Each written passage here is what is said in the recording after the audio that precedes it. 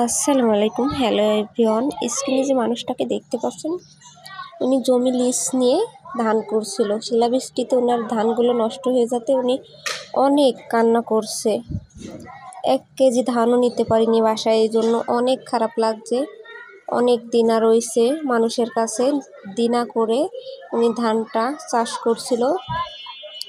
শিলাবৃষ্টির কারণে তার ধানটা নষ্ট হয়ে গেছে। উনি অনেক কান্না করছে, অনেকগুলো দিনা উনি, এই জন্য। আর নিজের জমিও না, এই জন্য আরও বেশি কান্না করছে। কি আর করা। আর ভিডিওটা যে যেখান থেকে দেখছেন কমেন্ট করবেন, আর বেশি বেশি শেয়ার করে দিবেন ভিডিওটা, সবাইকে দেখার সুযোগ করে দিবেন।